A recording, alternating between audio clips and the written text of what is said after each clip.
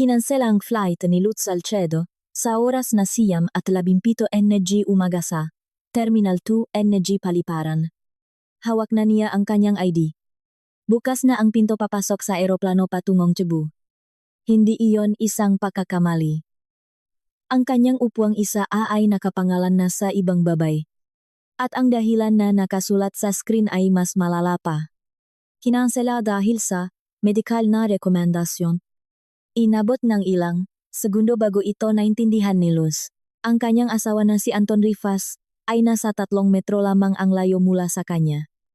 Napakalinis tingnan sa kanyang kulay abong suit. Hawak ni Anton ang ID at boarding pass ni Martina Olmedo na parang iyon ang pinakanormal na bagay sa mundo. Si Martina na nasa 30 taong gulang. Nakaputing bestida at may nakasabit na sunglasses sa ulo. Ngumiti ang babay nang hindi lumalayo kay Anton.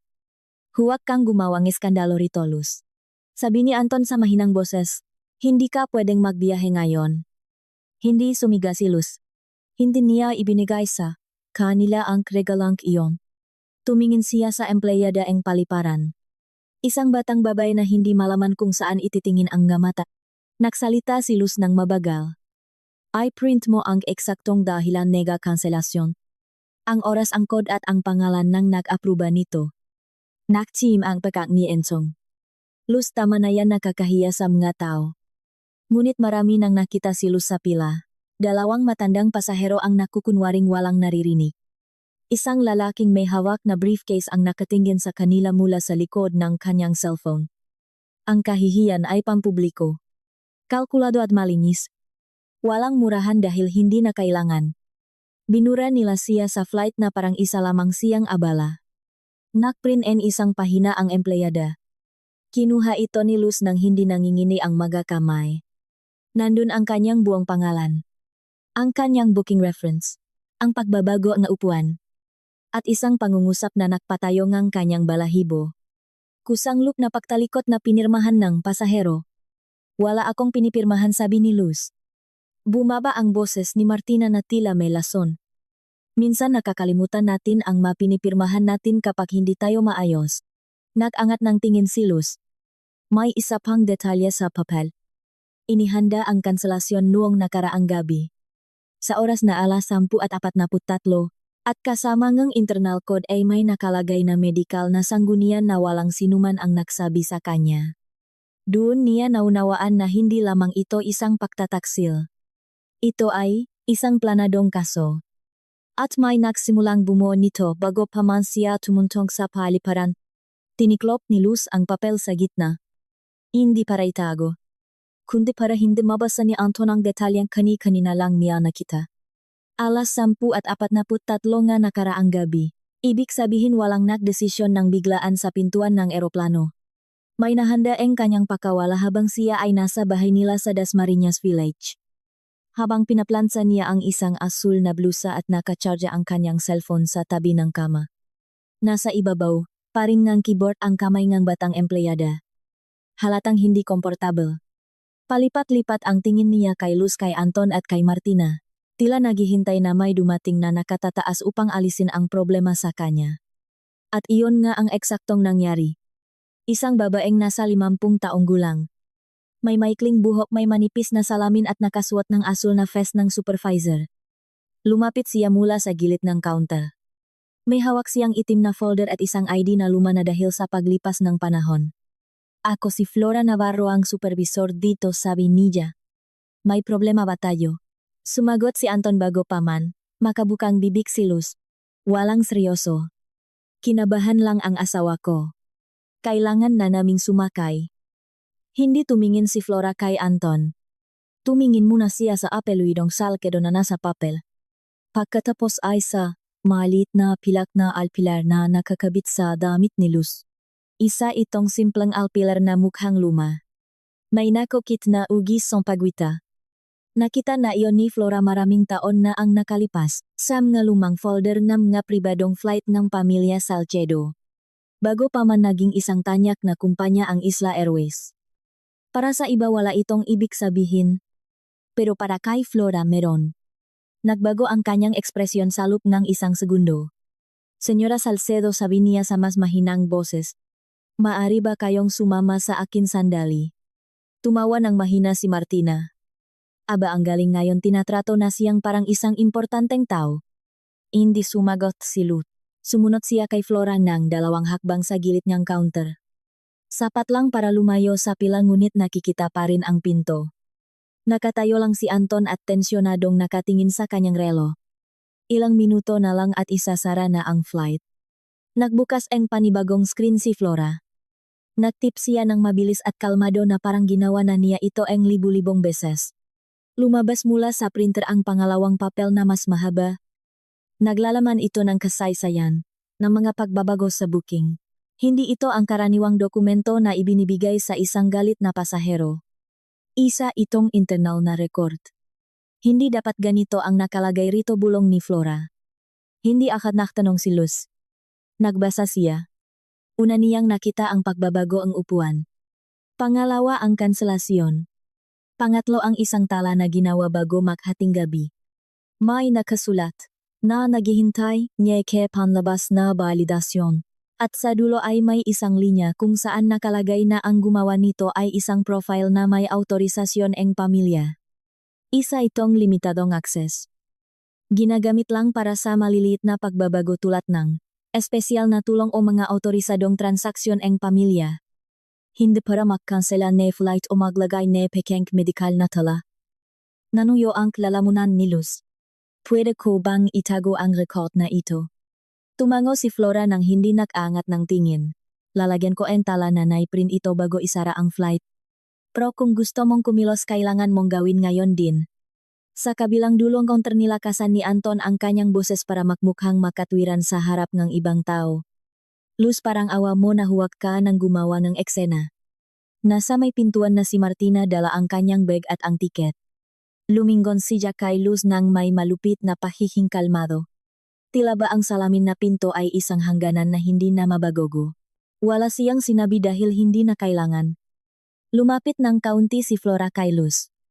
Kung hihilingin niyo pwede kong tawagan ang manager at ipahinto ang flight ng ilang minuto. Tuminjin si Luz sa eroplano mula sa salamin. Sa isang sandali gusto niyang patigilin ang lahat. Gusto niyang mapahiya si Anton sa harap ng maraming tao. Gusto niyang ipaintindi kay Martina na hindi ka pwedeng magnakaw ngang pwesto ng walang kapalit. Pero may naunawaan siyang mas malalim. Kung pipigilan niya ang flight doon makukuha ni Anton ang eksenang kailangan niya. Isang asawang nawawalan kontrol. Isang pampublikong iskandalo. Isang babaeng magiging patunay laban sa kanyang sarili. Huminga ng malalim si Luz. Hindi hayaan mong umalis sila. Gulat na tumingin si Flora sa kanya. Sigurado po ba kayo? Kailangan kong isipin nilang nanalo sila. Pumasok na ang huling pasahero. Sumara ang pinto ng may malakas na kalabok.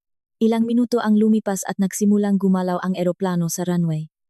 Hindi inalis ni Luz ang kanyang paningin hanggang sa lumayo ito. Saka lang niya tiningnan ang pangalawang papel. Sa isang sulok katabi ng internal na record ay may isang nascan na pirma na nagpapanggap na kanya.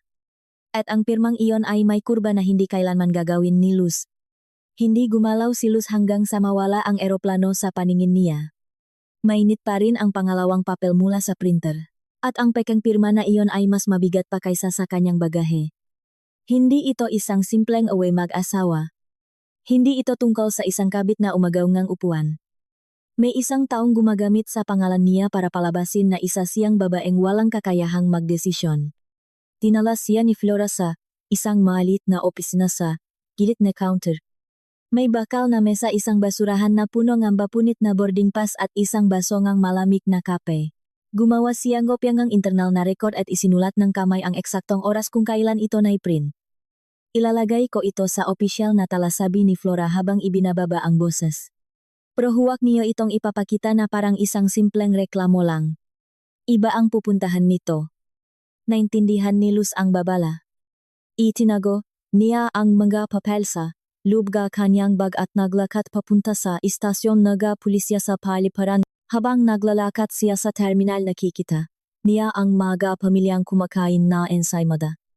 Mga negosyanteng may kausap sa telepono. Mga batang hinihila ang kanilang mga bat. Patuloy ang pag-ikot ng mundo sa isang ordinaryong Biyernes.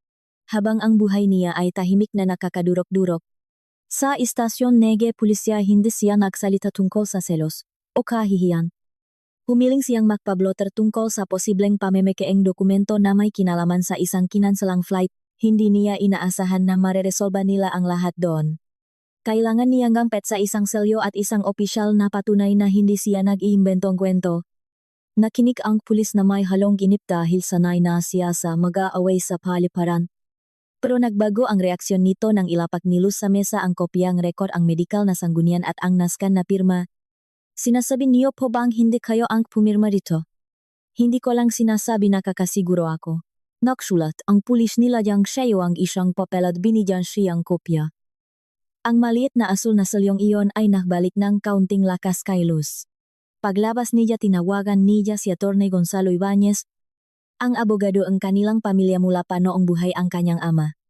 Sumagot si Gonzalo sa pangatlong ring na, may ingay ng kapehan sa background.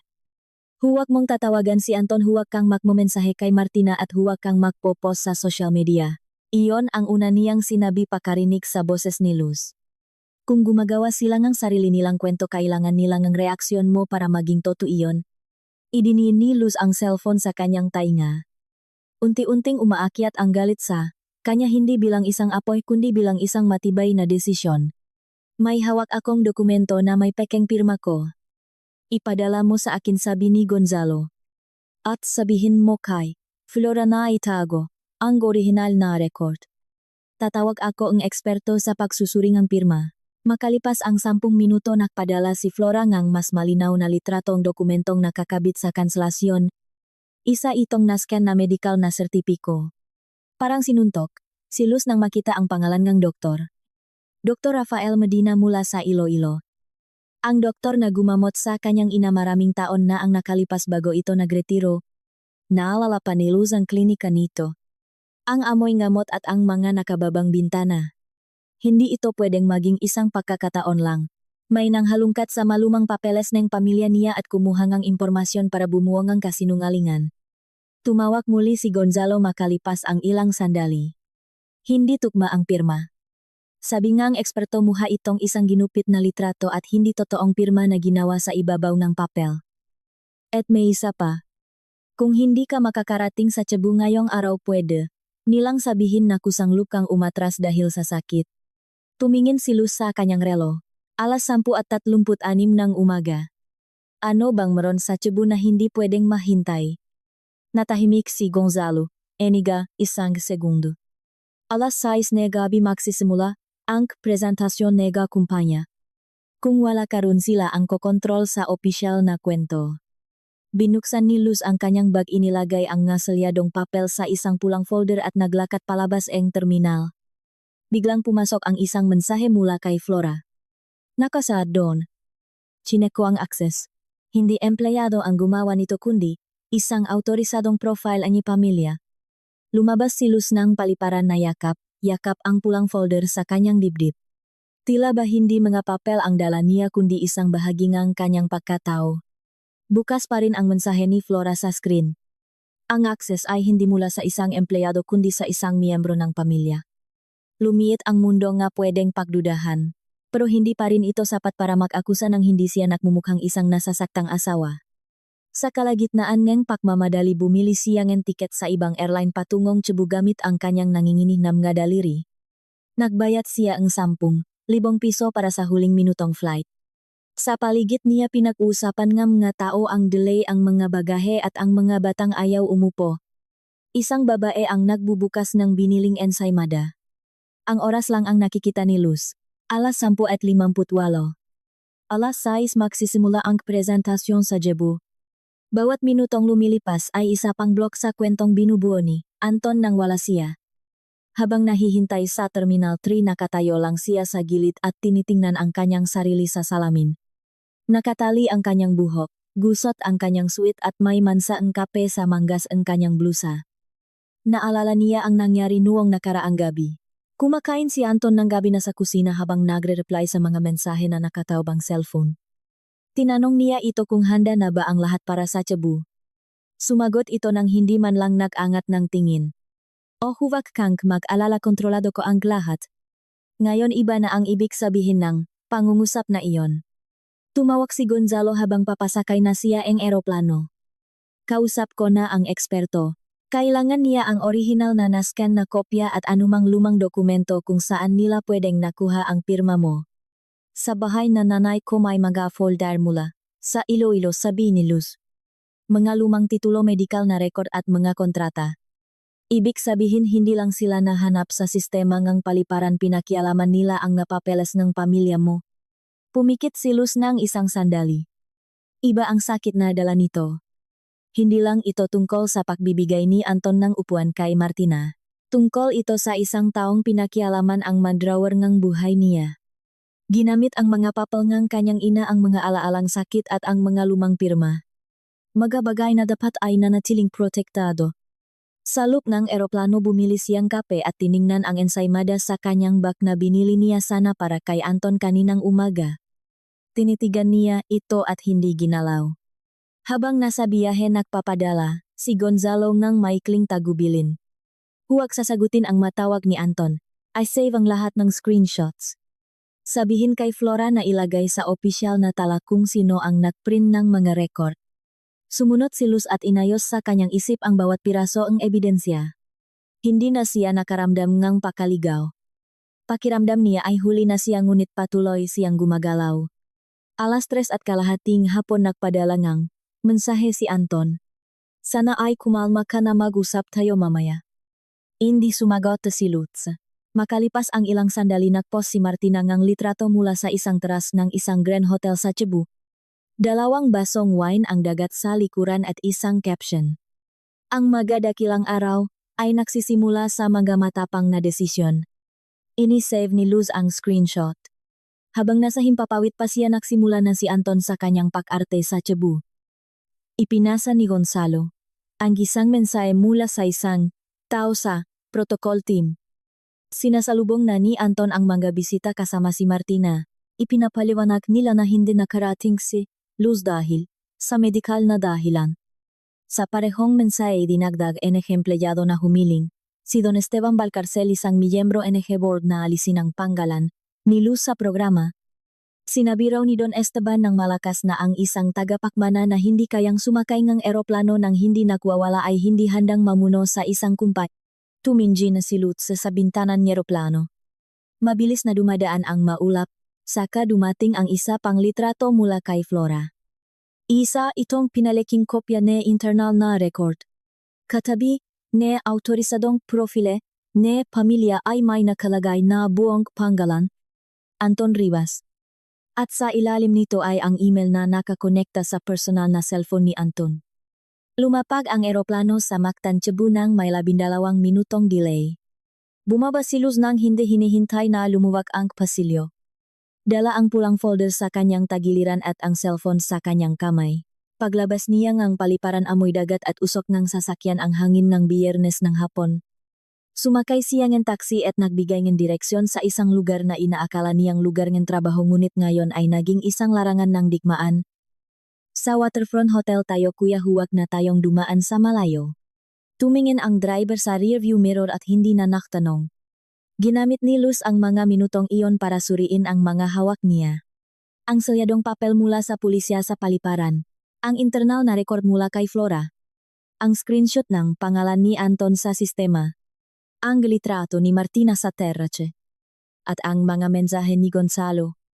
Hindi pa ito ang lahat, pero hindi na lang ito laban ang salita niya kontra sa salita ni Anton. Nang huminto ang taxi sa harap ng hotel, may ma-opisyal na sasakyan, malokal na kamera at maraming bisita na may suot na ID. Sa pasukan may 2 babaeng nakabang na may nakasanayang ngiti. Nagbayad si Luz, kinuha ang resibo at pumasok sa isang pinto sa gilid na itinuro ni Gonzalo. Naghihintay si Gonzalo kasama ang isang babaeng nakabeig na suit at may hawak na matigas na briefcase. Hindi siya niyakap ni Gonzalo. Tiningnan siya nito na parang isang taong hindi kailangan ng awa kundi ng katumpakan. Nakarating ka sa tamang oras, sabi niya. Nagsimula na ba ang reception? O ang formal na presentasyon ay magsisimula na sa ilang minuto. Nagpakilala ang babae bilang isang notary public. Si Attorney Carmen Villalba. Naglabas siya ng notebook, tiningnan ang ID ni Luz at isinulat ang eksaktong oras ng kanyang pagdating. Ang simpleng aksyon na iyon ay nagbigay ng kakaibang kapayapaan kay Luz. Pagkatapos ng isang umaga kung saan ginamit ang nga papel para burahin siya, isang bagong papel ang magbabalik sa kanyang pwesto. Sa isang maliit na kwarto katabi ngang pangunahing bulwagan, inayos ni Gonzalo ang nga dokumento sa ibabaw ngang mesa na may mga boteng ng tubig. Hindi niya gustong pumasok si Luz na punong galit. Gusto niyang pumasok ito na may malinaw na plano. Una, ang kanselasyon ng flight. Pangalawa, ang peking pag-atras. Pangatlo, ang medikal na sertipiko. At sa huli, ang akses ng pamilya na ginamit ni Anton. Huwag mong pag-usapan ang kasal niyo, babala ni Gonzalo. Kung magsasalita ka tungkol kay Anton bilang asawa, ibababa ka nila sa putikan. Magsalita ka tungkol sa mga dokumento, sa mga datos at sa pamamalakat ng kumpanya. Tumango si Lutz. Sa sandaling iyon nakarinig siya ngang palakpakan sa kabilang panihing dingding. Mula sa nakaawang na pinto nakita niya ang bahagi ngang bulwagan. May mga puting mantel, mga baso ng wine at mga logo ng Isla Airways. Sa screen ay makikita ang bagong ruta mula Manila papuntang Cebu. Sa unang hilera nakaupo si Martina Olmedo sa isang VIP na upuan. Nakadekwatro at nakapatong ang bag sa katabing silya. Sa harap niya ay may nakasulat na pangalan. Martina Olmedo, Direktor ng Ugnayang Institusyonal. Ilang buwan nang nagiging problema ang posisyong iyon. Sa maraming meeting ipinahiwatig ni Martina na kailangan ng Isla Airways ng bagong muha. Isang taong mas nakikita sa publiko kaysa sa isang tagapagmana na bihira lumabas. Nakaramdam si Luz ng malalim at tuyong sakit, hindi dahil sa posisyon kundi dahil sa pagiging natural ni Martina sa pag-upo sa isang silya na hindi kanya. Katulad ng pag-upo nito sa upuang isaa. Katulad ng pagtatangka nitong agawin ang buong kwento. Umakyat si Anton sa maliit na entablado. Suot pa rin niya ang parehong kulay abong suit mula kaninang umaga. Pero ngayon ay ngumingiti siya ng may pagkangkumpiyansa. Nasa gilid si Don Esteban Valcarcel na bumubulong sa dalawang miyembro ng board. Narinig ni Lutz sa ngizang, sinabi nito. Kailangan nating magpakita ang katatagan. Yung issue ni Luz ay ayusin ng pribado. Saka nagsalita si Anton. Nagpasalamat siya sa mga kasosyo sa mga empleyado ng kapaliparan at sa mga hotel sa Cebu. Sinabi niya na kailangan naga Isla Airways na kapayapaan, naga matibay na kamay at naga isang pamunuan na kayang magdesisyon ng hindi nagpapadala sa emosyon. Tumingin si Gonzalo kay Luz. Ngayon na. Huminga ng malalim si Luz. Hinawakan ang pilak na alpiler sa kanyang damit at kinuha ang pulang folder. Hindi siya papasok para bawiin ang kanyang asawa. Papasok siya para bawiin ang kanyang pangalan. Nang sabihin ni Anton na, ngayong araw hindi pwedeng makaroon ng pagdududa ang kumpanyang ito. Bumukas ang pinto sa likuran at pumasok si Luz. Pagpasok ni Luz biglang nawala ang ingay sa bulwagan. Hindi ito isang simpleng katahimikan. Ito ay katahimikan ng mga basong biglang ibinabangang mga silyang nakiskisan sa sahig at ng mga matang naghahanap kay Anton. Tumikhim si Anton habang nakapatong ang isang kamay sa kanyang talumpati. Sa loop ngang 2 segundo wala siyang nasabi. Pagkatapos ay ngumiti siya. Masyado ka ng huli, bulong ni Luz. Mabuti, at nakarating ka, sabi ni Anton. Mali ang bagsa ngang pangungusap na iyon.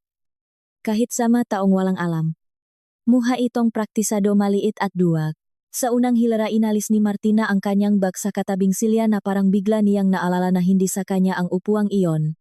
Yumuko si Don Esteban at may ibinulong sa isang miyembro ang board. Hindi tumingin si Luz kay Martina at hindi rin siya huminto kay Anton. Naglakad siya papunta sa mesa kung saan naroon ang notaryo na si Attorney Carmen Villalba. Inilapak niya roon ang pulang folder. Ang tunog ng folder sa ibabaw en kahoy ay mahina ngunit sapat na para patahimikin ang buong kwarto. Bago tayo magsalita tungkol sa katatagan, sabi ni Luz, pag-usapan muna natin ang nga dokumento. Bumaba si Anton mula sa entablado na sinusubukang pakalmahin ang sitwasyon. Losing G ang gitamang lugar. Tiningnan siya ni Luz sa unang pagkakataon. Eksakto, kaya nga ako nandito.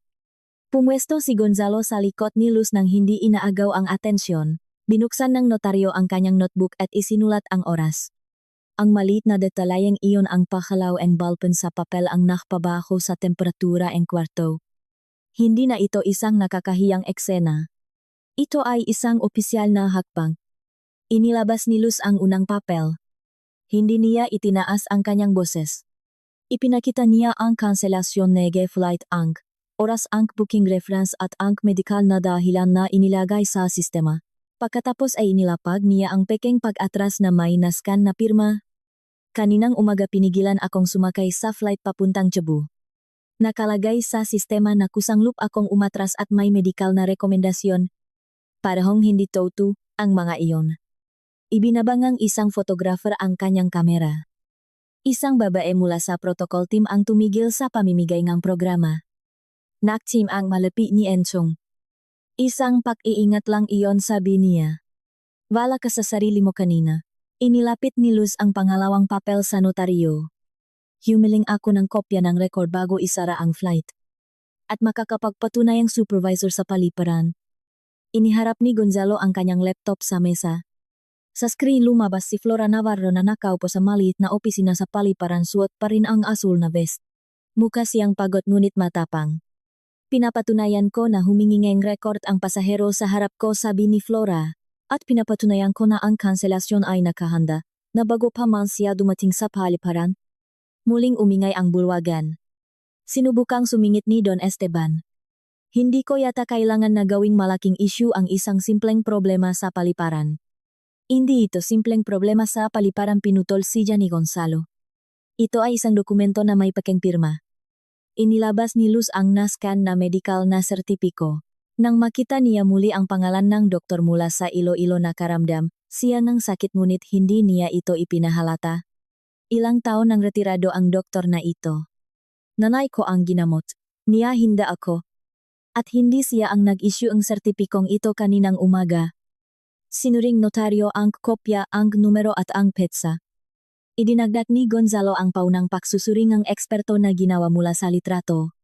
Hindi isinulat ang pirma sa papel kundi idinikit bilang isang ginupit na imahe. Humagbang si Anton palapit kay Luz. Masyado mo nang pinapalaki ito. Hindi, sagot niya. Ang masyadong malaki ay ang pagnanakaw ng pirma at pagpapanggap na nag-alala ka. Tumayo si Martina. Namumutla siya ngunit nandun pa rin ang kayabangan. Kung hindi siya pwede, may kailangang pumalit sa kanya. Nanatiling nakalutang ang pangungusap na iyon. Walang murahan pero may pag-aminin. Lumingon ang ilang miyembrong board sa kanya. Pumikit si Anton ngang isang sandali. Hindi ngumiti si Luz, tiningnan lang niya ang notaryo. Pakisulat ang eksaktong sinabi niya. Tumango si Attorney Carmen at isinulat ang panggungusap. Sa sandaling iyon binuksan ni Gonzalo ang kanyang cellphone at ipinakita kay Luz. Aysa itong bagong screenshot. Mensahe ito ni Anton kay Don Esteban na ipinadala kaninang umaga. Kung hindi siya makakarating sa Cebu ngayong hapon, tayo ang kokontrol sa kwento. Nag-angat ng tingin si Luz kay Anton at sa unang pagkakataon hindi malaman ni Anton kung saan itatago ang kanyang makamay. Ang screenshot na mensahe ay inilapak sa mesa bilang isang maliit na piraso na nagpapaliwanag sa lahat ng nangyari. Kung hindi siya makakarating sa Cebu ngayong hapon, tayo ang kokontrol sa kwento. Hindi kinailangan ni Luz na sumiga. Nasa loob ng pangungusap ang plano at ang palusot. Sinubukang huminga ni Anton. Kinuha niyo yan sa labas ng konteksto. Tumayo si Don Esteban Valcarcel, dala ang autoridad na ginamit niya sa loob NG maraming taon. Iminumungkahi kong itigil ang pagpupulong na ito. Hindi natin pwedeng hayaan na sirain ng away mag-asawa ang isang kaganapan ng kumpanya. Bahagyang lumingon si Luz sa kanya. Hindi ito away mag-asawa kapag gumamit kayo ng pekeng dokumento para baguhin ang desisyon ng kumpanya. Nagbukas si Gonzalo ng isa pang folder. Sa pagkakataong ito, hindi ito mga papel mula sa paliparan kundi mga dokumentong inihanda sa Cebu bago pa dumating si Luz. Isang draft ng desisyon ng board, isang panukalan na ipagpaliban ang presentasyon at isang sulat na nagre-rekomendang protektahan ang imahe ng kumpanya laban sa kawalang katatagan ng tagapagmana. Humingi ang notaryo na mag-orihinal na kopya. Ibinigay ito ni Gonzalo kasama ang maoras kung kailan ito ginawa. Tumihil ang mamiyembro ng board sa pagtingin kay Anton at nagsimulang tumingin kay Don Esteban. Ang dokumentong iyan ay para sa pag-ingat, sabi niya. Ang isang seryosong kumpanya ay nahahanda sa anumang mangyayari. Ang isang seryosong kumpanya ay hindi naghahanda ngang pagpapatalsiksa, akin nang hindi man lang ako kinakausap, sagot ni Luz. Kinuha ni Martina ang kanyang bag ng nagmamadali.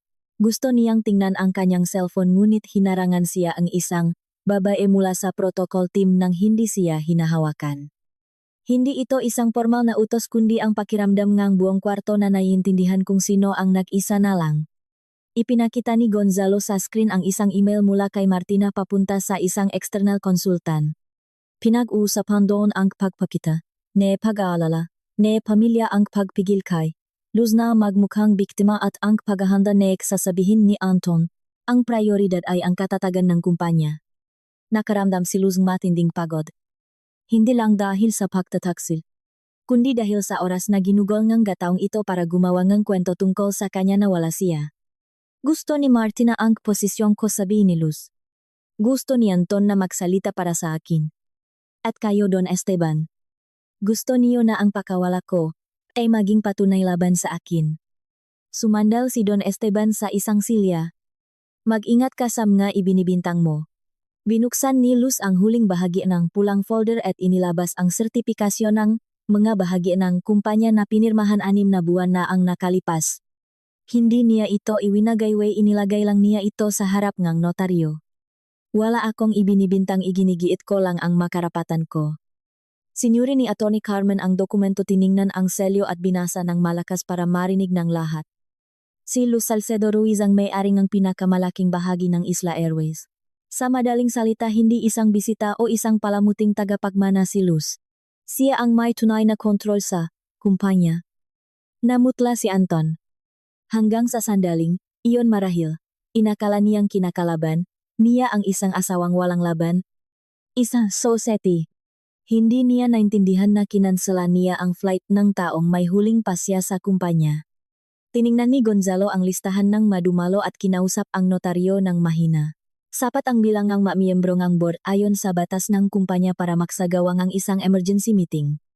Kung papayag ang karamihan, humiling si Luz na magkaroon ng emergency board meeting doon mismo habang nagtatala ang notaryo. Binanggit niya ang batas tungkol sa conflict of interest, pamemeke eng dokumento at maling paggamit eng personal na impormasyon eng pasahero. Hinihiling ko ang agarang suspensyon ni Anton Rifas sa anumang tungkulin sa kumpanya, ang pansamantalang suspensyon ni Martina Olmedo at ang pagbubukas NG investigasyon laban sa kanya.